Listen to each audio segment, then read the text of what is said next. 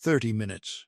That was all that separated a confident German Panzer column from complete disaster. The morning air was cold enough to sting the face. A light mist hung over the narrow roads near the Belgian village of Krinkelt on December 17, 1944. Frost covered the grass.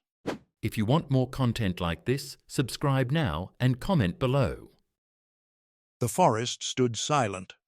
Not a single rifle cracked through the trees. Not a single engine echoed across the hills. To the men inside the German tanks, it looked like another empty stretch of countryside. The road ahead seemed open. The villages looked quiet. The forests looked harmless. But someone was already watching.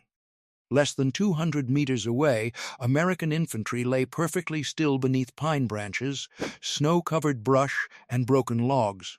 Their faces were painted dark. Their rifles rested against frozen ground. Bazooka teams waited behind fallen trees. Machine gunners had already measured the distance to the road. Nobody moved. Nobody spoke above a whisper. Even breathing felt too loud. The strange part was not that the Americans were hiding. The strange part was that they always seemed to know exactly where to hide. 28 minutes. Inside one of the leading Panzer IV tanks, the commander slowly lifted his binoculars above the hatch. The road curved gently ahead before disappearing behind dense woodland. Nothing looked unusual. No fresh tracks, no visible trenches, no smoke rising from enemy positions. Everything appeared calm. He lowered the binoculars. He had no idea that several pairs of American eyes had already been watching his tank for nearly 15 minutes. This was not luck. And it was not magic. Years after the war, many German veterans admitted there was one mystery they never fully understood. Time after time, American infantry appeared in exactly the places where tanks were most vulnerable. Behind hedgerows in Normandy, along forest roads in Belgium, at village crossroads in Germany. Wherever the terrain narrowed, wherever tanks were forced to slow down, hidden American soldiers were already waiting.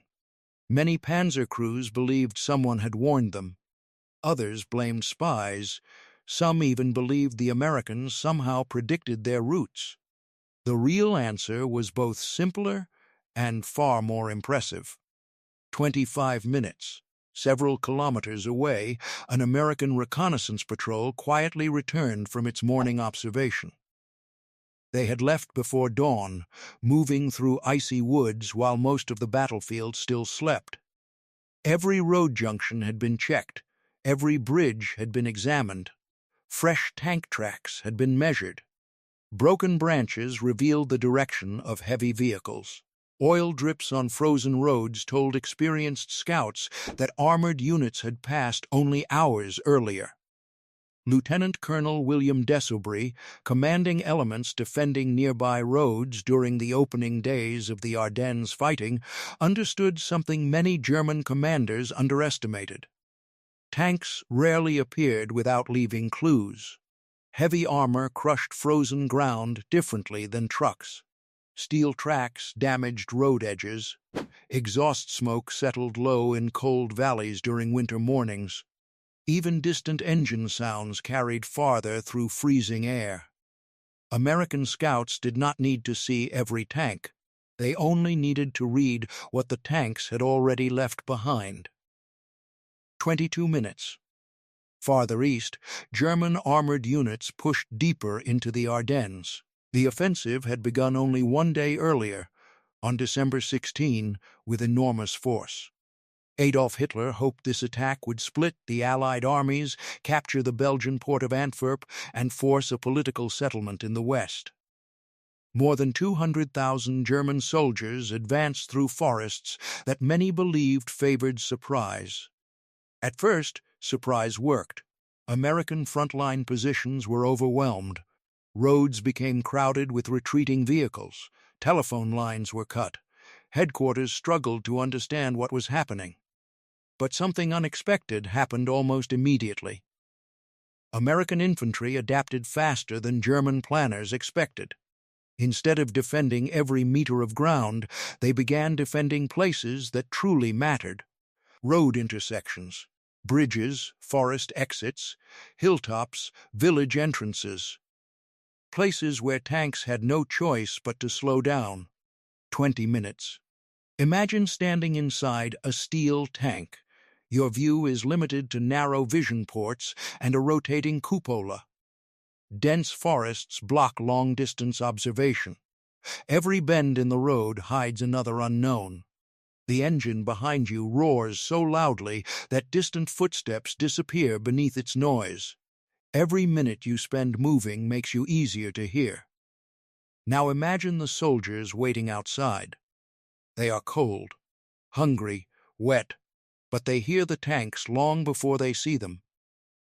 The low rumble rolls through frozen ground like distant thunder. Vibrations travel into tree roots and rocks. Experienced infantrymen recognize different engines by sound alone.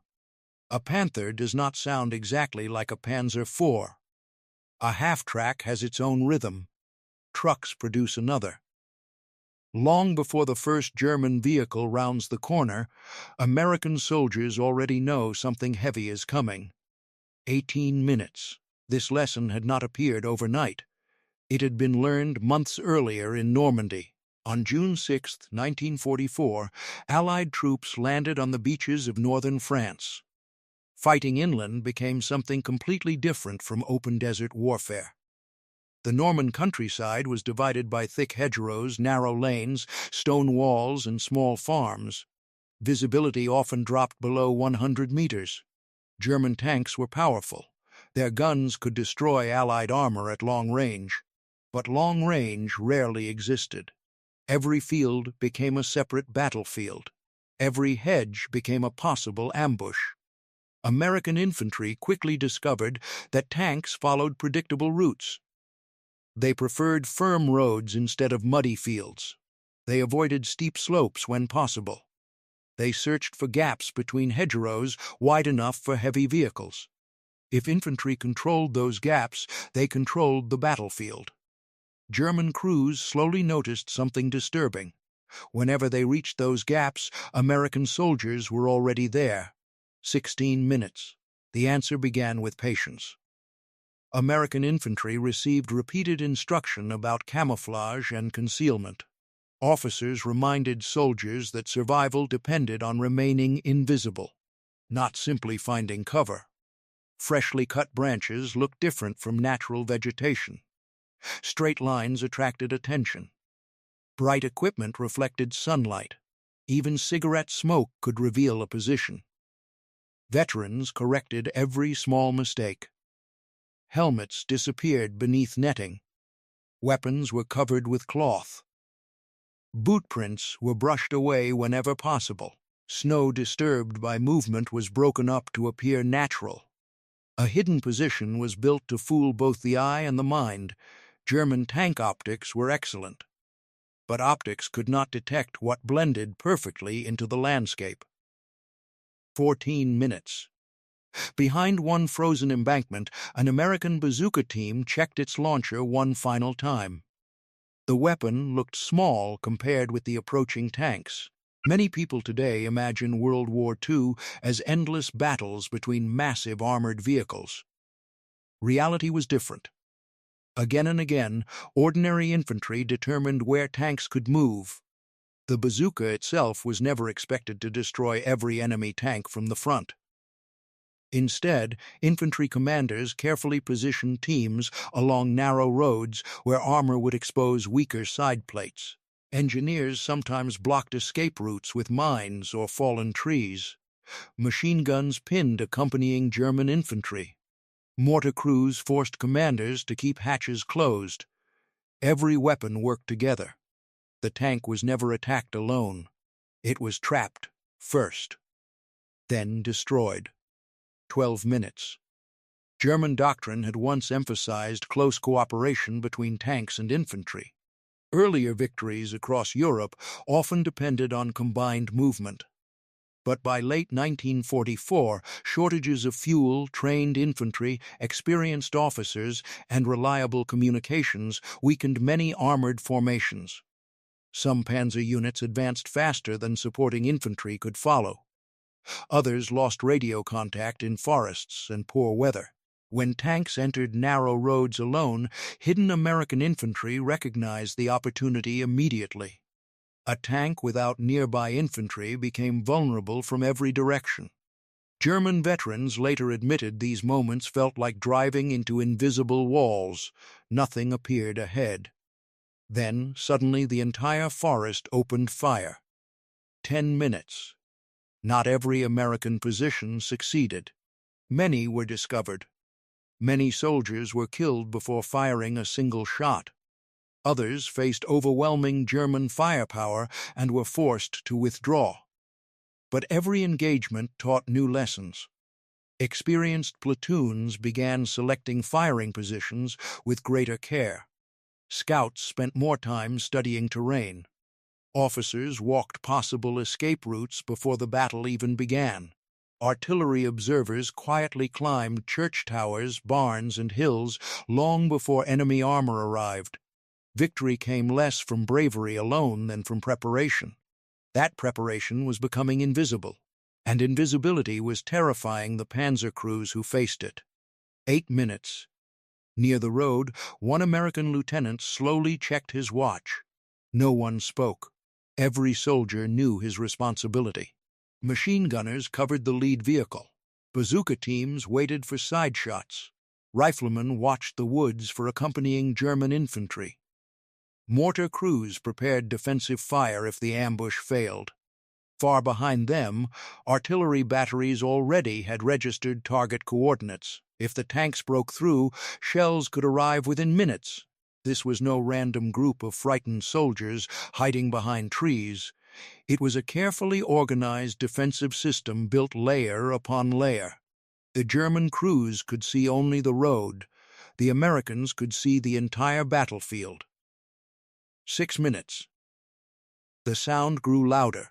Steel tracks crushed frozen gravel. Tree branches trembled as heavy vehicles approached. Inside the leading panzer, the commander scanned the forest again. Nothing, no movement, no muzzle flashes, no sign of danger, just another quiet road through winter woods. But silence on a battlefield often means only one thing. Someone has already prepared the ground. 5 minutes. The German column continued forward at a steady pace. Snow crunched beneath the steel tracks. Exhaust drifted through the cold air. The tank commanders searched every tree line through binoculars, but the forest refused to reveal its secret. They saw empty ground. The Americans saw a battlefield that had already been measured, studied, and prepared hours before. 4 minutes. An American forward observer lay hidden on a small rise overlooking the road. His field telephone wire disappeared beneath leaves and frozen grass. Long before the tanks arrived, he had already reported likely routes of advance to supporting artillery batteries. The guns sat miles away, invisible to both sides, yet their crews already knew the exact map coordinates of road junctions, bridges, and forest openings. If the ambush needed help, shells would arrive within minutes. German tank crews often believed artillery appeared almost by magic. In reality, it was careful planning combined with accurate observation. 3 minutes. The lead panzer rolled around a gentle bend. The road narrowed. A fallen tree rested along one shoulder, forcing the driver slightly toward the center. To the commander, it looked like storm damage. He did not know American engineers had quietly shaped the battlefield during the night. Small obstacles rarely stopped a tank, but they slowed it. A delay of only a few seconds was often enough to decide who fired first. 2 minutes. The waiting soldiers tightened their grip on cold weapons. Nobody fired too early. That discipline was one of the greatest strengths American infantry developed during the campaign in Western Europe. Every man understood that revealing one hidden position too soon could save a single tank while exposing the entire defensive line. They waited until the lead vehicles entered the kill zone. Only then would the ambush begin. 1 minute. The first Panther appeared behind the Panzer IV, followed by half-tracks carrying infantry. The German formation looked strong. Thick armor, experienced crews, and powerful guns had earned these vehicles a fearsome reputation. Yet strength alone could not overcome an enemy that had already predicted where the battle would happen. 0. A bright flash burst from behind a snow-covered log. The first bazooka rocket struck the side of the lead vehicle. Almost at the same moment, machine guns erupted from concealed positions. Rifle fire echoed across the frozen woods. Mortars dropped behind the German column, cutting off supporting infantry. Within seconds, smoke, snow, and flying dirt covered the road. The German commander spun his turret toward the flash. But another problem appeared immediately. He could not clearly identify the attackers. The muzzle flashes vanished almost as quickly as they appeared. American soldiers fired from carefully selected positions, then shifted slightly behind cover.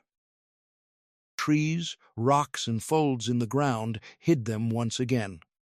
For the panzer crews, it felt as though the forest itself had opened fire. This scene repeated itself across Western Europe during the final year of the war. It happened in Normandy. It happened around the Hartgen Forest. It happened during the Ardennes campaign. It happened again as Allied forces crossed into Germany in early 1945. German veterans often remembered the same feeling. The Americans always seemed to know where the tanks would appear. The truth began long before the first shot. American commanders placed enormous importance on reconnaissance.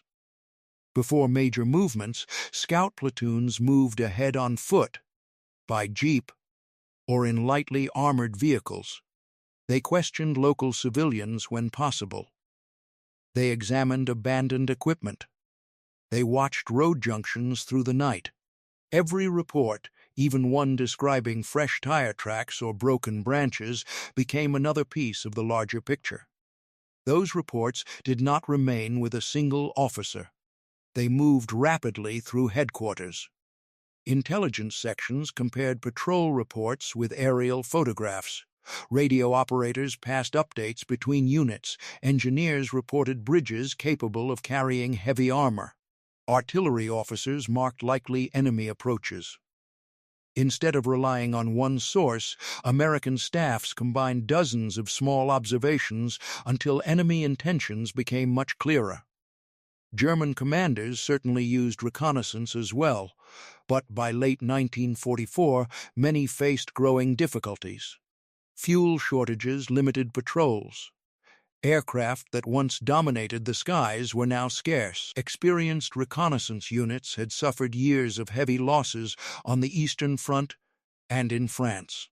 Poor weather often disrupted communication. Even when valuable information reached headquarters, fast-moving situations sometimes made it impossible to react in time. Meanwhile, American forces benefited from increasing air superiority whenever weather allowed. Aircraft photographed roads, bridges, rail lines, and vehicle concentrations. Pilots reported traffic moving toward the front. While clouds frequently grounded aircraft during the opening days of the Ardennes offensive, air power returned as the skies cleared.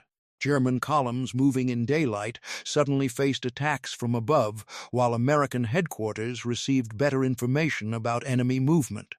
Technology alone was never enough. Training mattered just as much. American infantry learned to think about terrain from the enemy's perspective. If you were commanding a 35-ton or 45-ton tank, where would you drive? Which bridge could support your weight?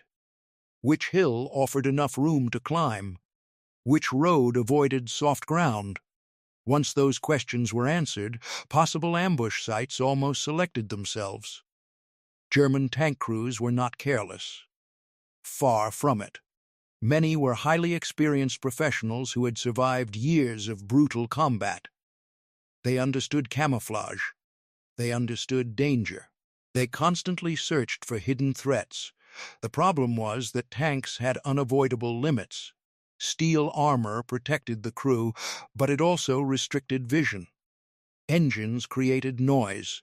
Heavy weight forced movement along predictable routes. Large vehicles struggled to leave narrow roads in forests or villages. No amount of courage could completely remove those disadvantages. American units learned to exploit every one of them. Another important advantage came from cooperation between different branches of the army. Infantry rarely fought alone. Engineers laid mines or prepared obstacles. Artillery waited behind the lines. Tank destroyer battalions covered open approaches with high-velocity guns. Signal units maintained communications. Medical teams prepared casualty stations. Supply trucks brought ammunition through difficult conditions. Every part supported the others. German crews often experienced the result as one overwhelming attack, when in reality it was the work of many specialized units acting together. Perhaps the greatest weapon of all was patience. Hollywood often shows soldiers charging across open ground without hesitation.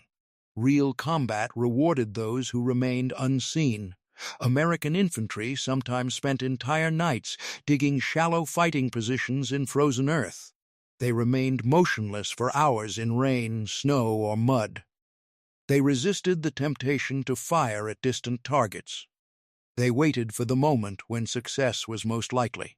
That discipline confused many German crews because nothing seemed wrong until everything went wrong. The fighting around the Belgian village of Krinkelt during the Battle of the Bulge became one of the clearest examples. Elements of the U.S. 2nd Infantry Division, supported by armor and artillery, used the terrain carefully against attacking German armored formations. The battle was costly for both sides, but it demonstrated how determined infantry, properly positioned and supported, could stop powerful armored attacks. The same lesson appeared again and again during the final months of the war. Tanks remained essential. They provided firepower, protection, and mobility. But they were never invincible. Without reconnaissance, without infantry support, and without accurate information, even the strongest armored vehicle could drive directly into disaster. Years after the war, historians studying battle reports reached a conclusion that many veterans had already discovered through experience. American infantry did not possess supernatural instincts. They did not magically predict German movements. They simply became exceptionally skilled at reading the battlefield. They studied terrain. They listened. They observed. They shared information quickly.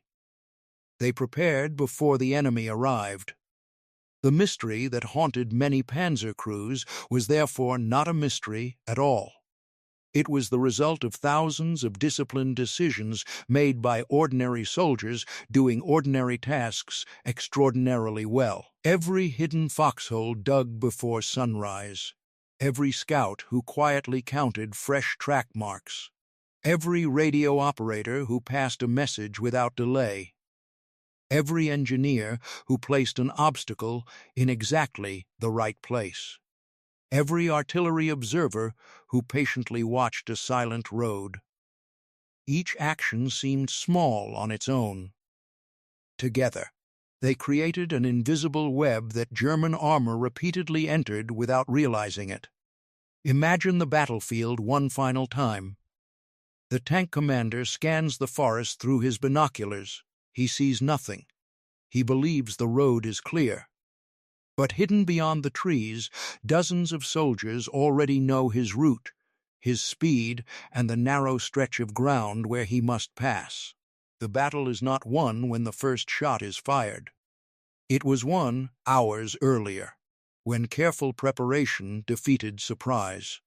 That is why so many panzer crews could never explain how American infantry always seemed to know where to hide.